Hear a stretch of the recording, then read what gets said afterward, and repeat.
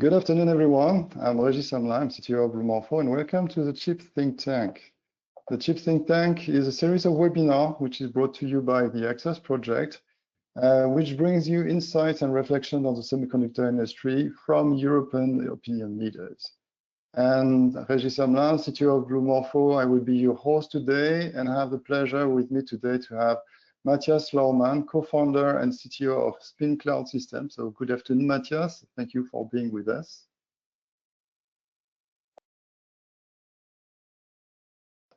And if you missed it, there are other sessions which are now available from our YouTube channel. So you can scan the QR code if you want to have access to the previous sessions. This webinar is recorded and will be made available after the presentation onto this channel. So for reference, you can use it. Okay, so the aCCCCess consortium is composed of 7 partners. You have the 7 partners on the left. Blumorpho, the company I'm from, is coordinator. And on the left, on the right, you have all the associated partners of this coordination and support action. So this CSA is aiming at coordinating the network of European CHIPS competence centers. There are in total 30 CHIPS competence centers in Europe. They have been selected by the European Commission, by the CHIPS joint undertaking. And you have I see that there's a question. Screen is visible, but you are on mute. But no, that must have been before because we are not muted today. So sorry about that. So 30 competence centers in Europe. We have 2 in Spain and 2 in Belgium. And a competence center is a hub of excellence where your company can have access to expertise, to business support, and also training and skill improvement. So an example of what we did very recently is the CHIPS Venture Forum, which took place in November in Munich, where we had a pitching competition. It was organized in partnership with EIC and the DG Connect. And there was something like 170 pre-scheduled meetings, one-on-one matchmaking between the startups and the investors. There was a lot of interactions. So these pre-meetings helped us to select 18 startups, and there was in total 58 selected participants. And we had some panels and this kind of discussion of high-level discussions. And our objective was indeed to facilitate and strengthen the corporate, investor, and startup relationships. So we have received a lot of very positive feedback from this event. So we are very proud of the results. And yeah, and SpiNNCloud, Matthias, you participated to this event, and we're going to talk about that in a moment. So this webinar is an interactive discussion, so you can enter your questions in the chat, and I think that you can, some of you already found the chat because I found one question. So we're going to start with a little bit of interaction. So we would like to know a little bit more about who is in the room at the moment. So either you are a startup, an investor, a CHIPS competence center, you can be a large company or something that we didn't even think of. So this is for us just to understand a bit better who is participating to our events. So people are still talking, are still voting. So yeah, that's very good.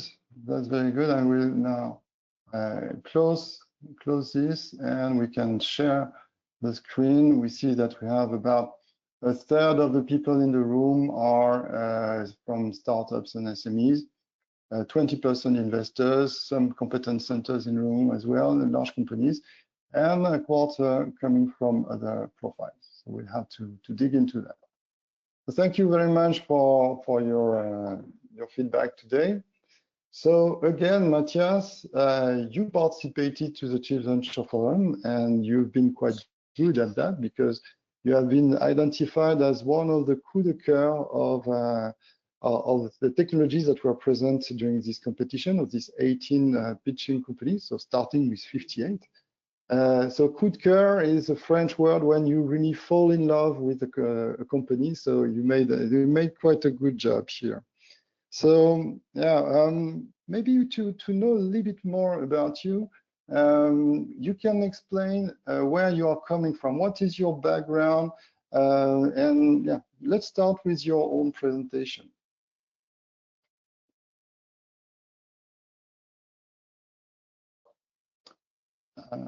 Matthias, I can't hear you.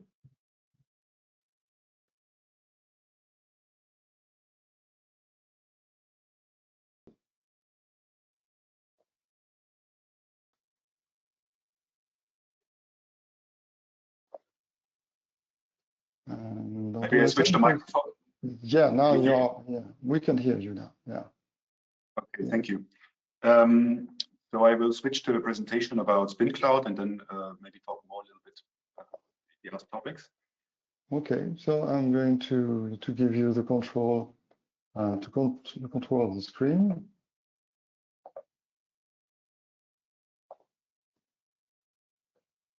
So now you can share your screen and your presentation. Thank you. Yeah, this is basically an excerpt of the presentation we had at the CHIPS Venture Forum in November last year. We as SpiNNCloud started to bring really the next generation of AI inference to the market as a whole solution for our customer. When I talk about the whole solution, it starts basically with the hardware. We saw the hardware demand, the throughput demand in systems that doubles over the last years, and especially since we have the deep learning revolution, the speed of the models that are required, the throughput is growing way faster than what we can do in semiconductors today. We see the models growing and growing, getting more performant, more able to perform complex tasks, especially with what you know maybe today is ChatGPT, these kind of models. But what you really need is, on the one hand, large models that are very good, that can work on complex tasks. But on the other hand, you don't need to execute a whole model. You can live with 10% or sometimes even only 1% of the whole computation to get the best answer for you. Still, everything today was driven and enabled by GPUs, the training side, but also the inference side. We see the inference side is getting bigger and bigger. And for these new kind of models, these sparse models that we can exploit in the inference side, there's a missing link, the missing hardware link here. This is where we come into play. SpiNNex, this is our next generation silicon we are designing. We aim on improving and revolutionizing actually the execution of these sparse models. The background we come from as a company, and also me personally, is from SpiNNCloud. We have a product in the market already that is called SpiNNCloud that we have shipped especially to European and American companies and research institutions for different kind of workloads in the HPC field. The core feature of SpiNNCloud is the scalability. You can scale up to very large systems. You can work on very large data sets, but the whole system is sparse. And the sparsity here is coming from a brain-inspired computation model. The SpiNNCloud exploits sparsity on this large level to be able to run your workload very fast. And that is something that with SpiNNex we target even more for large language models and other foundational models, where we look for a release in 2028, while SpiNNCloud is today already commercially available, and where we help our customers to grow their applications. SpiNNCloud as a core product was designed here with the University of Manchester and the University in Dresden together. 70,000 units produced in the first batch. Last year we had roughly 6 million in revenue on this hardware product, and we have built here at the TU Dresden the largest brain-inspired supercomputer in the world, on which we deploy now larger applications for our customers. We have here our team with very experienced people from deep tech, from scaling up, but also from corporates that enable to make all of this a reality. We have a problem that is not only hardware or software, it's also algorithms, it's execution. And with our great team here, we have started in 2021 as a company. We are right now around 65 experts, mostly in Dresden, Munich, but we also have colleagues in London, in France, even in New Zealand. So that's very briefly what SpiNNCloud is. And yeah, Reggie, I would hand over to you again. Yeah, thank you very much. So yeah, my first question, let's talk a little bit about the inception of the company.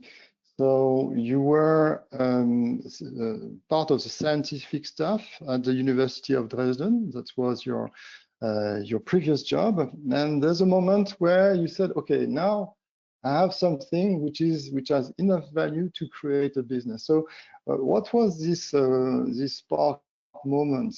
How did it happen? I would say it was longer than a moment. I started 2015 in another startup in the founding team. I supported them. Then I switched to a corporate job working with global foundries. Then I was with Ray 6 years supporting international customers as a design consultant. But I always was looking for what can I do different? Where can I contribute? Where can I push the boundaries? And then in 2020, I had a very good conversation with Professor Meyer, who's one of our founding fathers of the company, and where I was then also later employed at the chair. And we were for 1 year working on that business case. But during really the holidays of 2020 to 2021, we came to a very clear view on where can we push something, where can we generate value for our customer. And then 2 months later, basically SpiNNCloud was founded, and the founding team was together. So I would say this getting together with the founding team was the moment, but it dragged over a longer period. Yeah. And among all the team that you shared with the last slide that you shared with us, how many people are co-founder of the company? Is it just 2 people, like I see on the screen, or? We started as 4. At the moment, operationally in the company are 2 sector and me. Okay. So two are really executive. Okay. So, and you showed us a range of products. You showed us some chips. We saw also some boards, and we saw also a supercomputer. So, which one is your product? Is it? Are you currently testing the market, or have you already chosen which one you want to sell? Yeah, that's a good question. The chip is basically the core component of our product. The product we are selling is server nodes, really something that is in a data center sitting next to your CPU server or GPU server to accelerate the computation. And the board is the unit in which you can scale up. You can think of a single board as comparable to a state-of-the-art GPU. And with the number of these boards that you slide into our own nodes, you scale the system capacity. The maximum you can build with this technology is a 10 million compute core machine based on those compute boards that you saw, and one board has 7,000 cores the user can use. And you designed this whole supercomputer yourself, or how did it work? So there were 3 of the main contributors, but overall, roughly 100 engineers were working on the design of the system. It started really on algorithmic level over the chip design, but then there was also a lot of effort in how to make it available in the data center, how to integrate it with the network on-site cooling, and this needed a lot of different expertise. The benefit was that we had this network here, especially with the clusters we are in, with Manchester, with Dresden, but also colleagues in Munich and other places. And this made this overall possible at all. But this is definitely one of the bigger challenges, especially because we started out as a university project. We needed to have access to all of this know-how, which is not typical single university chair. Yeah, sure. And yeah, and you grow into the value chain, making more and more value, and maybe someone will purchase this demo. This supercomputer is a kind of demonstration for you today, but maybe it can become it could become a product, and you could become a supercomputer or a server supplier. Okay, so when we were looking for the title of this webinar, we were very quickly speaking about the evolution of the market. And today, we believe that, in the discussion we had, we believe that we are some kind of tipping point of the training, and that the AI market is turning, or in any case, the AI market has to turn from training to inference, because now we need to move to the production era. So from your knowledge of the business, what does support this kind of evolution at this stage? From a market side, what we saw clearly was already some years ago a shift. The focus of when you look at the NVIDIA sales numbers, was for training of AI models, and only a fraction was for the real inference. And this is now shifting more and more, especially since we see these huge models with a few hundred billion of parameters that need this compute power. And this is on the numeric side, a clear shift. This inference market is growing, inference system market is growing tremendously. But we see also a lot of traction with other companies and startups, especially in the last week. So shortly before Christmas, an inference only AI and cloud provider had a very big deal. It was Grok, license to NVIDIA. That's very close to a full sale. And just recently, Cerebras announced the partnership or the buying of hardware in larger quantities from OpenAI. And while Cerebras does training, they also do inference, and especially high-speed inference. It's interesting for a chatbot application. Yeah, the sound quality is not always very stable. Sometimes we lose you, so maybe we'll have to fix that. Yeah, indeed, we saw the announcement of Grok. It was back in December, and the communication was not very clear, because sometimes you could read that it was an non-exclusive license of Grok to NVIDIA, but in practice, since they have acquired the assets as well, this is the equivalent of it's a hybrid model, but the equivalent of an acquisition for $20 billion, so which is significant amount of money. And indeed, Cerebras is also in the news, and it happens that Cerebras, there are some connections between the founder of OpenAI and Cerebras. They are shareholders. So we are still in this kind of circular, not economy, but circular financial model, where people are placing orders to the others. We see the stock or the value increasing. So that's at the moment more financial than really business driven. So do you see really the evolution of inference more than these sides? Do you see really the applications taking off in AI?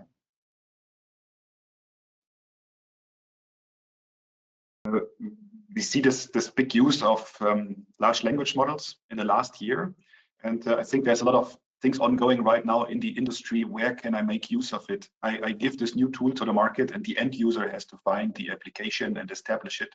And there are complete flows where on the backside is running already an LLM. Maybe it's not advertised as AI enabled, but it is not a value to the customer directly by using AI, but the value that a tool based on an LLM provides. So we do not see all of the applications, but everyone is aware, even as a developer, for example, to accelerate software development or to review documents. There are these applications, and they are quite big. At the moment, we see also the number of data centers growing massively. There's also limitations in its speed, not only from the amount of hardware that can be installed, but also from other limitations like the electrical power being available. And right. This is a big sign that there is a high demand that enables also these new providers to gain a foot in the market. Otherwise, the hyperscalers especially would dominate, but there is so much space for new players because of the steep growth we see today. So yeah, you were talking about AI infrastructure, but so what is the bottleneck? You mentioned energy, but when it comes to inference, is it the bottleneck? Is it performance, energy, cost, scalability as well? So where do you need to put your value proposition? For us at SpiNNCloud, it's really the performance. We need more performant hardware. And this is something we can make use of from the models. The models already, they allow us to get more performance out of hardware, but I need to build the hardware with that in the back of my mind. If I build acceleration purely for dense models, I cannot make use of these especially large models that only need 10%, 5% of the compute power. And this is where we come in. This way we can accelerate the computation, and we can also reduce in the end the energy bill. But also from a hardware perspective, the utilization goes up. If I can live with a tenth of the compute power, I can get more out of it if you want. Yeah, of course. And today we are into what we call a GPU-centric model. It's GPU everywhere for training and inference. So what do you think? Is it sustainable in long term for the workloads? What's your opinion on that? We will see more differentiation. We will, at the moment, we have the same hardware for training and inference being used, although the markets are huge for it. And we will see really a split. We have seen a split already for, or we see already these other players in the market for both, for training and inference from a hardware side. But the trends are supported by the, sorry, I think we have here really an audio issue, do we?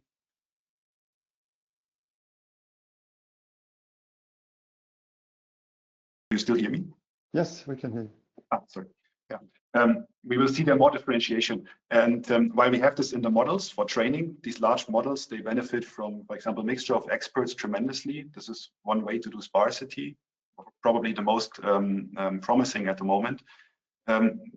We do not have that in the hardware side. And this is a definitively complementary piece of infrastructure that can be provided. And this is also the way we go to the market here.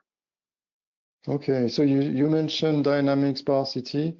So dynamic sparsity is really your key enabling technology, or the design which you have really developed in your company. So for this product, when it comes to development, is it 50% chip design, 50% software? How much software is important for your business? Yes, this is a good question. We have to split it, and there's even more. I would say there is an algorithmic team at SpiNNCloud that is very crucial. We take the models, we sparsify them even more. Maybe I have here a nice slide to show at this point. If I can get back the. Yeah, I will give you back the presentation.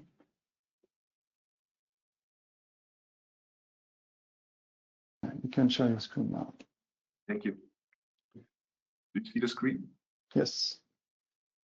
Basically, what you see here is the sparsity and the granularity of models today. With very dense models, you can run them very great on GPUs. They're designed for this case. No sparsity, but there are also models that have a very high grade of sparsity. So here we are already looking at 90%, and here we have a mixture of expert models, and you can drive this mixture of experts even more sparse. This granularity here means how many experts, how can I break it down really, and how can I benefit? And this is something that GPUs today do not perform very well on. And this is where the algorithmic team is pushing and enabling also our customers to run their models. They can come with their model, they can even more sparsify to get more use out of the sparsity. This is one part. Then we have the software team that enables the mapping of those algorithms into the hardware. We have the hardware team, and on top of it all is also the infrastructure team that enables building systems for these huge models. We are talking hundreds of billions of parameters that you need to store, that you need to access very fast to get your token rate, and you still need to integrate into a data center ecosystem. And it's these four groups actually that make this possible. So do you see your technology as complementary of GPU, or is it an alternative in specific use case? How do you position SpiNNCloud versus GPU? We see it as complementary. So we, for example, do not touch training with our hardware. We make ourselves use of GPUs for retraining models that we sparsify. On the other side, for the inference for dense models, this is also something that GPUs are very good at. But especially when we look at large models with a high degree of potential sparsity, this is where we provide something different. This is where we are complementary to GPUs. Okay, very good. And so, and what is the direction that we are taking for the inference workloads? Do you see that larger models, more specialization? For example, you mentioned software development. Are we going to have one model, large language model, that would be specifically designed for one particular software development tool, or is it more a larger model and capable of doing everything? It's about the parameters, the number of parameters, how smart you can really build your model. The more parameters you give, the smarter, at least in theory, your model can become. And then you can build out of this something for your specific application. You can make it also company specific, a chatbot for your company, for coding. But the cost is, of course, immense, because if I have a few hundred billion parameters for a model that is only supporting me for coding, I have a very high cost for the inference operation. And this is also the part where this algorithmic team comes into play. You can take this model as is and specialize it and sparsify it for that specific application. You can reduce the number of parameters, reduce the number of compute, but you still get the performance, especially for your use case out. But you cannot take just the model from the web with open weights, for example, and just apply it. You need to have this distillation, what we call the distillation stage. You can think of it like a model compiler that we also provide to our users. This is what the algorithm team of SpiNNCloud is doing. And we see this as the most promising way, because you get the capabilities of the big models for a small price.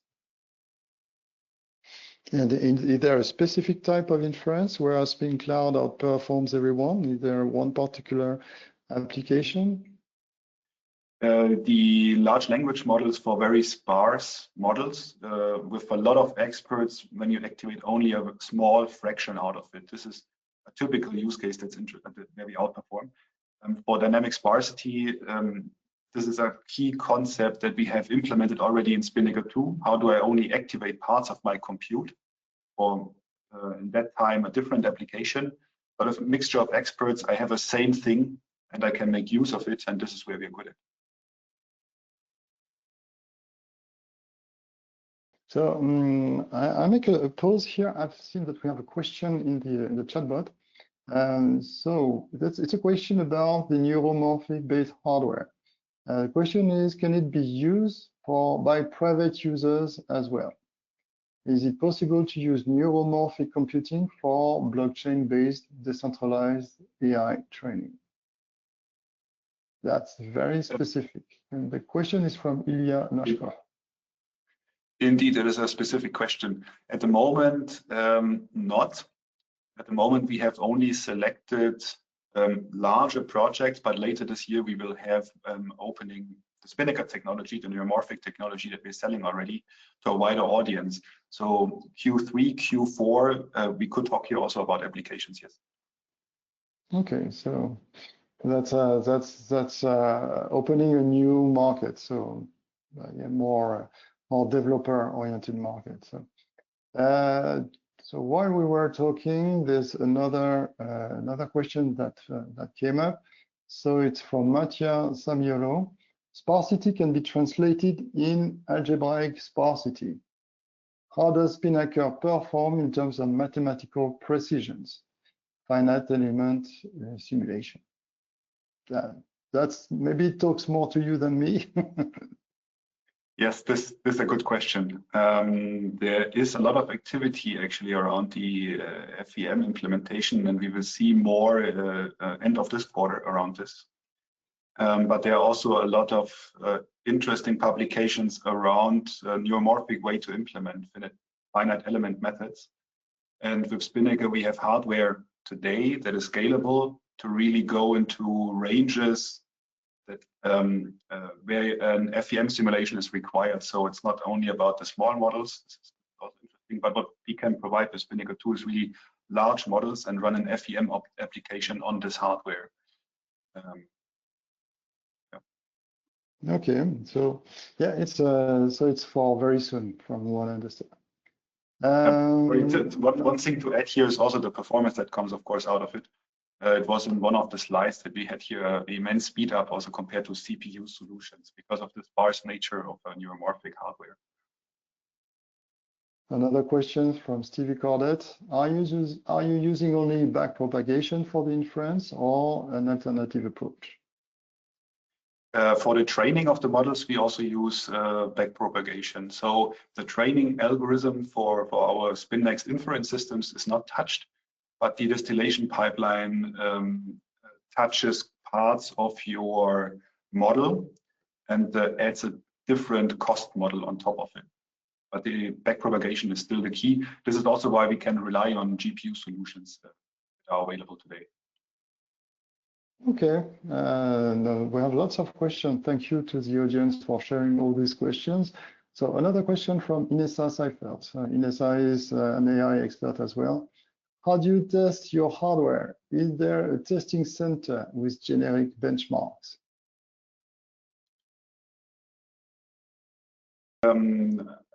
I guess this relates now to SpiNNCloud 2.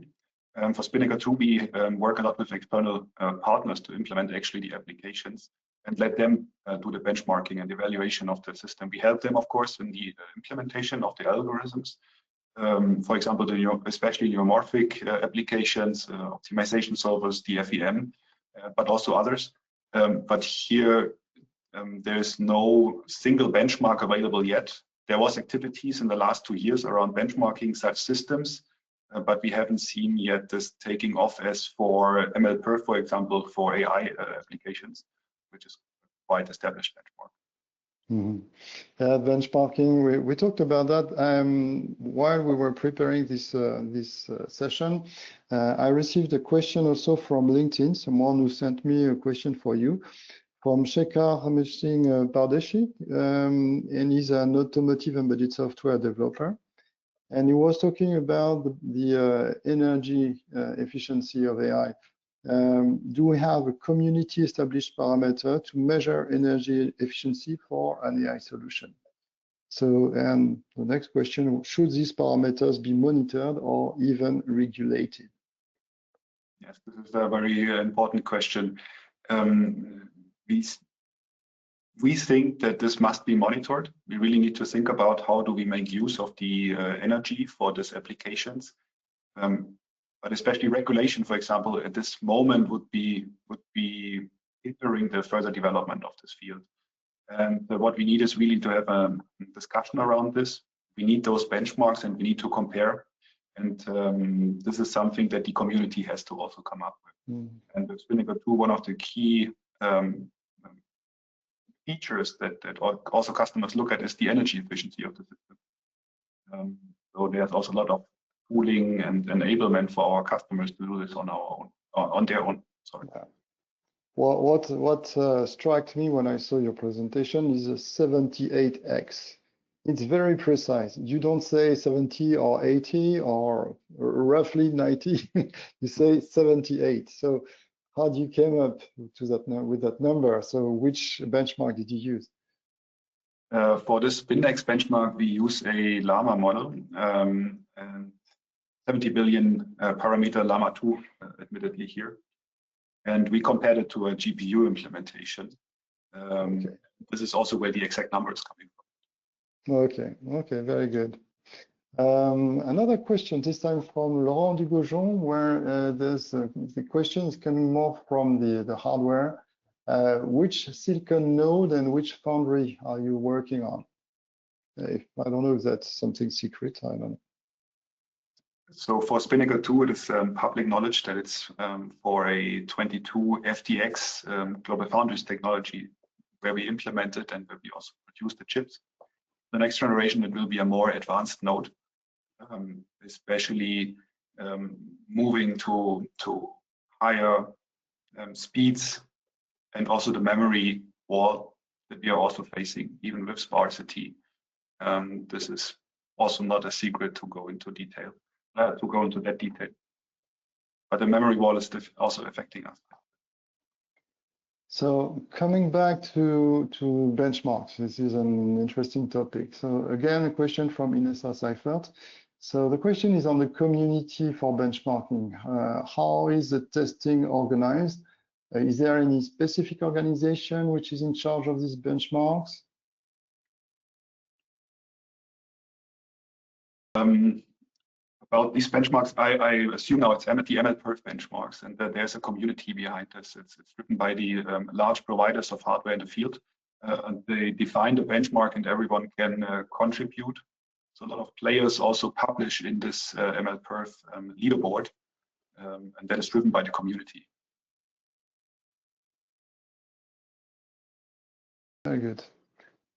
So coming back to our interview, so the next question we had was about the OpEx of AI for inference, because actually the training is a one-time cost, but in the long term, inference will be the cost of AI. So when it comes to your customers, are they aware of that first? And do they consider the OpEx as a criteria for purchase?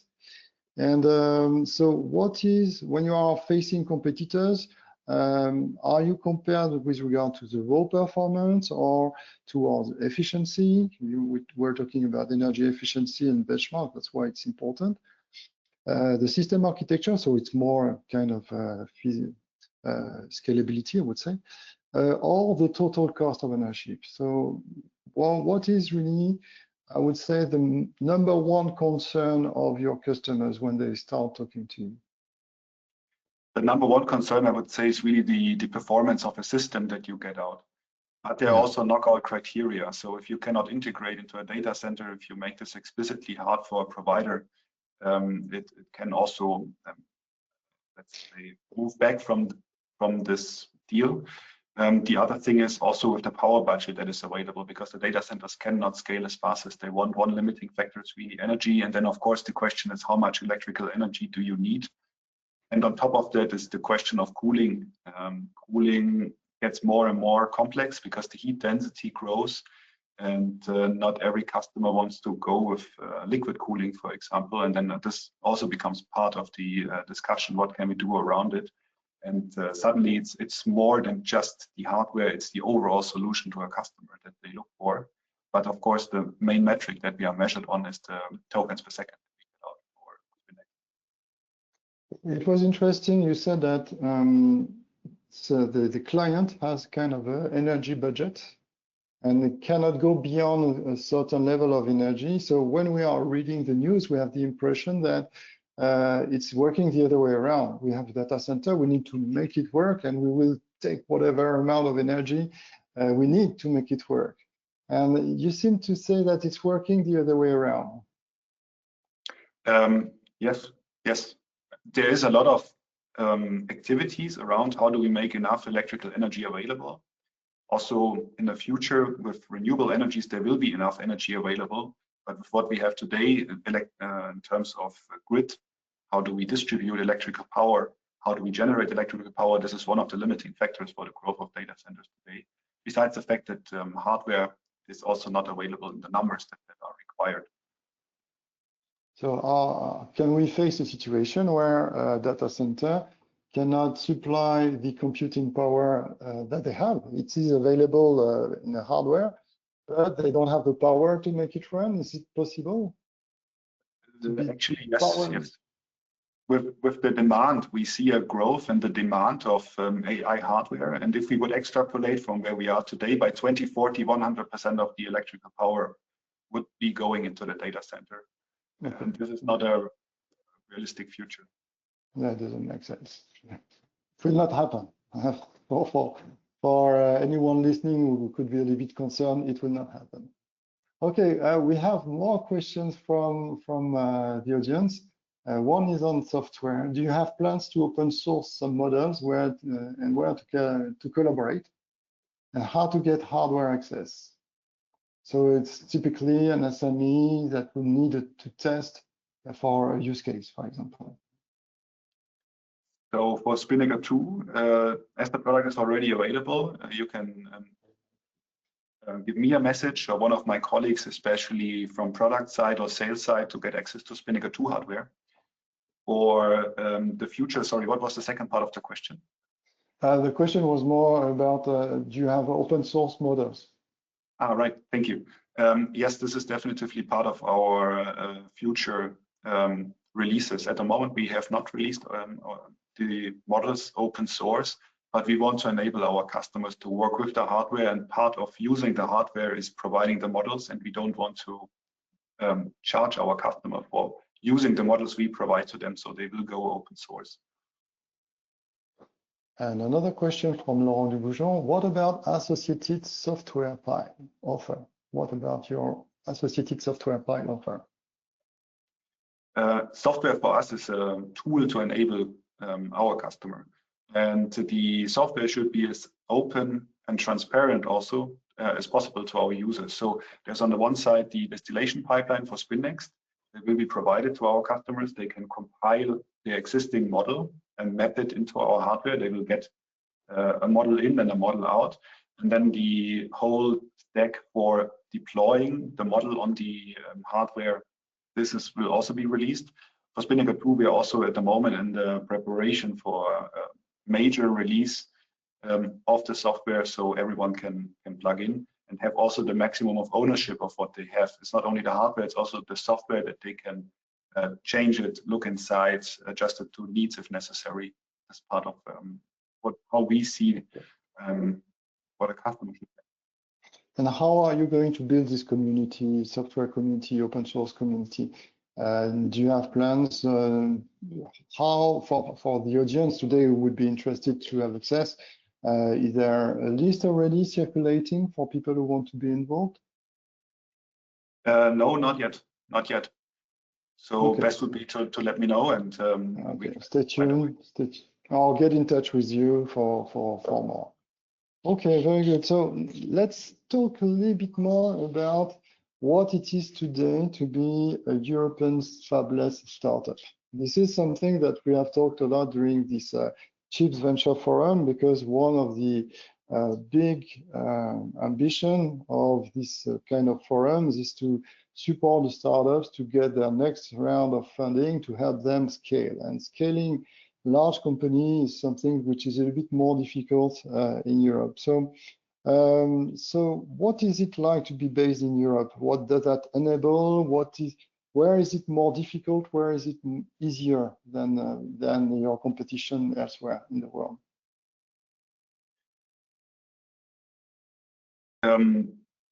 The biggest thing we see as a European fabless startup is the vast talent pool we have actually in Europe. So most of our colleagues are distributed. They're not here with us in Dresden, but they're distributed. We have colleagues in France, in the UK. We have also relocated several colleagues from different places, Italy, for example, to come to our main office here. And this is where Europe has really a big edge, that we have all of this talent. We have a very good academic system, and we also have movement. People are willing to move, and also experienced developers, but also managers coming back from other places of the world and bring their know-how back to Europe, where they started often their career. And we have access to that pool, so this is really a big plus. The other side is about the initiatives that are on different levels. We have regional initiatives, national initiatives, and European initiatives. And especially the European initiatives as a fabless semicon startup are very important because of the size of the investment and the teams and the know-how you need to get together. And this changed a lot in the last years. It got really strong in the last years. That's something we saw starting in 2021, and even before that we were looking into it. But I would say this is the current state for the ecosystem in which we are, where we also contribute actively. And specifically the EIC, where we got transition and now also an accelerator grant, help us a lot in scaling So Right. first, in the first project, we developed a lot of software with these experts from all over Europe. And now in the second stage, we work on SpiNNext with the support. Yeah, excellent. And yeah, you mentioned something interesting. You said that you managed to have people coming from non-European countries attracted in Europe. So would you say that Europe has kind of attractivity for talents? Definitely, yes, yes. What we had as an anecdote was really also the networks that get established when the company is officially registered in Germany. We see ourselves as a European company. The Germans are definitely a minority in this company. And what happened is that if we got into a network in another place, like let's say Northern Italy, we had suddenly also visibility there through the networks in there. Also Tunisia, for example, was a very important place for us. A lot of talented people, and as soon as there is awareness of you, and raising this awareness was part of the learning we had, that this is an important part of a startup, showing what you are doing and advertising not only to a customer, but also to the talent. That gives you really a benefit when it's about hiring. Yeah, there's a question in the chat, which is, how did you organize such a distributed team? You mentioned Italy. So what were the major steps and events in this organization? So we started actually during COVID. And what we learned in there is how do you work completely remotely? And the team grew, and some of our colleagues were very early colleagues were actually in Munich. So we always had to find ways to make it work. One part is over communication. We talk maybe more than if we would be in office, but this way we make sure that information doesn't get lost. We make regular events also on site where people from other places that don't work in the Munich office or the Dresden office, they come here on site, and we have a workshop week or 2 weeks where we have very close exchange, and we focus on a topic and get the next milestone done. And then everyone goes out aligned and knows what to work, what is important in that moment. So yeah, communication is probably the most important thing. And the second thing is then also spreading this culture. What is the company culture? And do you feel sometimes that people are far away, or you feel them close to you? It's more a feeling, but no, I would say close, because one of the things we have established is that meetings are also hybrid. So I don't need someone to be physically in the same meeting room, although sometimes it's eases things, but everyone is always integrated into meetings. Everyone can join also, it's very open. Okay. And this way we don't feel so distant. Okay, and then there's no time difference, which is also 1 hour typically. So coming back to being a fabless in Europe, so how important is sovereignty? Sovereignty is a topic which is very often put forward at the European Commission. So what about the sovereignty? I would say there are two sides. Your own sovereignty when you are with your suppliers, and so you are working with foundries and all that. So how important is it, and how important is it for your customers? So this, and here we are taking a full value chain sovereignty angle. The first one on our sovereignty, we have worked a lot on a supply chain that is mostly in Europe. For example, our PCBs, our compute boards, they get fabricated here in Europe with global foundries, with the 22 FDX technology. We have also semiconductor fabrication actually in Dresden, where also our offices are. And the teams that we have worked with, for example, for the design enablement or for the mechanical engineering, thermal engineering, they're also based here. So it was very important to us that we have control over our supply chain here, and we know how they work. And the other side is then for our customers, this was and is an important factor, but it's not the only important factor. So it's really the performance still must be there. And we, as Europe, we can do this. This is something that European startups can contribute to.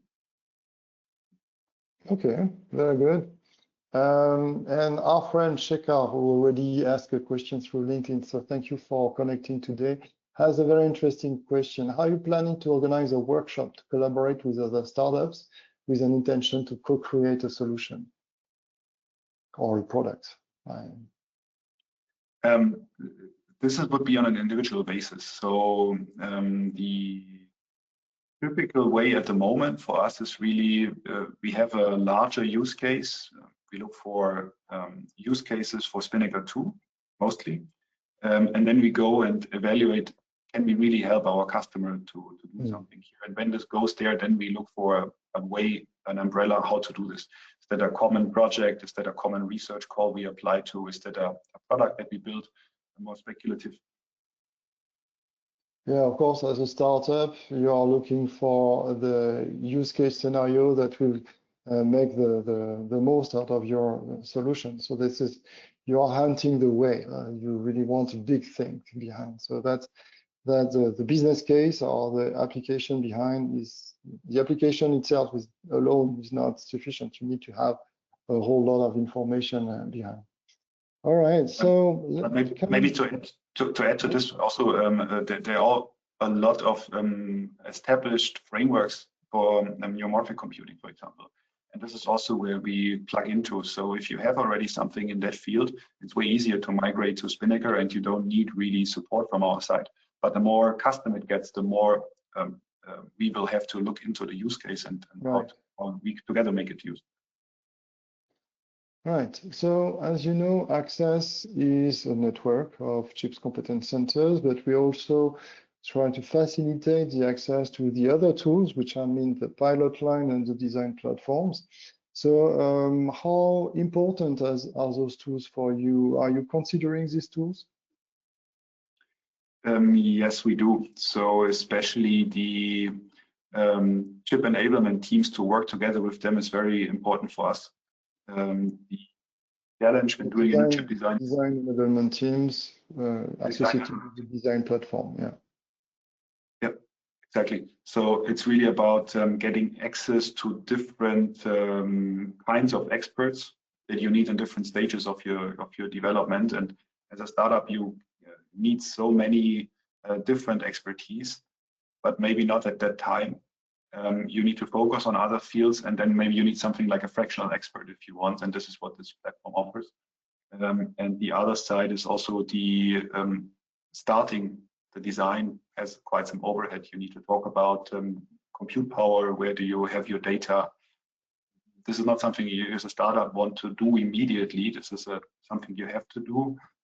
But what you want to do is actually focus on your design and generating that, and that allows you that. So this is something we see a big value as a startup to use those tools. And there are also other funding opportunities or support opportunities that come out of it. One was the CHIPS Venture Forum, where you can also get together with other people in the field and really work, understand and exchange with startups, with investors, with also decision makers.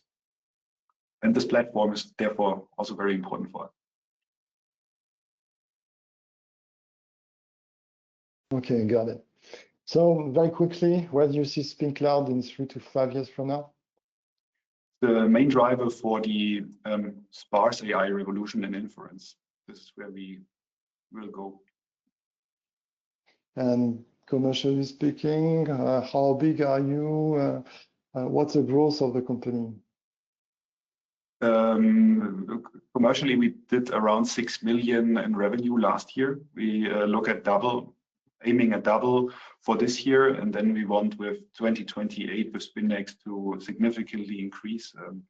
We look at a market share of only 5%, which is already in the few hundred million to 1 billion size for the sparse AI inference market. All right, and if you had a magic wand and you wanted to a wish list for the CHIPS Act 2, what kind of support or what would you expect from the European ecosystem to support this growth to become what you want to do in 3 to 5 years? What do you need? What do you need? What is missing today that you may need? It's a good question. I would say it's the ecosystem of the platforms we as a startup are part of, that they get linked more together.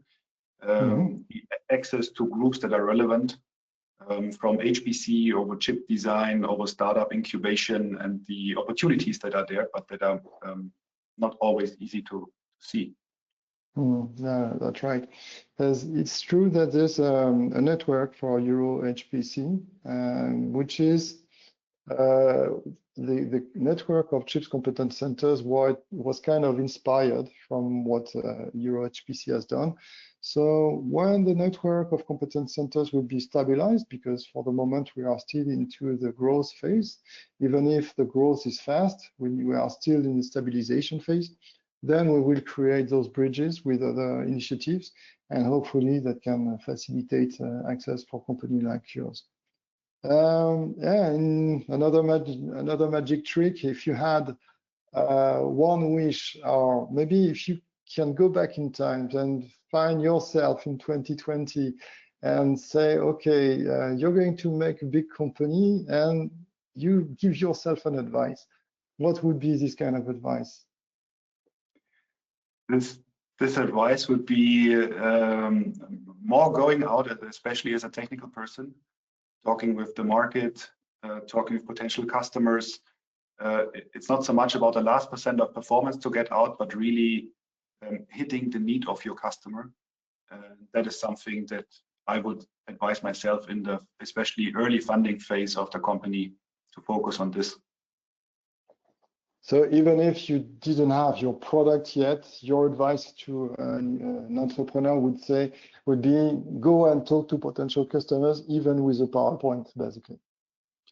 Exactly. Usually in your head, you know how your product could look like, what you can do and what you cannot do. But when you know what your customer wants, it's way easier to develop it. It saves a lot of time and iterations. Okay, very good. So yeah, we are reaching the end of this interview. So thank you very much, Matthias, and to the Coup de Coeur of the Chief Venture Forum 2025. Thank you a lot also for the audience. You participated a lot. Thank you all for your questions. So if people from the audience want to contact you, how should they do? What they should contact you through LinkedIn? Do you have an email to share? Yes, LinkedIn would be the easiest way. Otherwise, in the slides, in the last slide is also my email address. You can reach me in there as well. Yeah, maybe you can show your last line so that you can again share your contact details. And in the meantime, I want to thank you again. So this webinar is recorded and will be made available for you as a replay in the coming days. So if you want to reach Matthias, you can contact him at Matthias with T .Lohrmann with an H and double N at SpiNNCloud.com with double N. Lots of double N here. Yeah, I'm assuming that SpiNNCloud is the double N and SpiNNCloud is coming from neural network, and not really from the Lohrmann. Yes, exactly. That's not an ecotic format. So thank you again. It was a pleasure having you today, and thank you to the audience, and see you next time. Next session will be at the end in February. We are still discussing about the next topic. So, but thank you for being so many today, and thank you for your question. Have a great day. Bye-bye. Thank you very much. Bye-bye.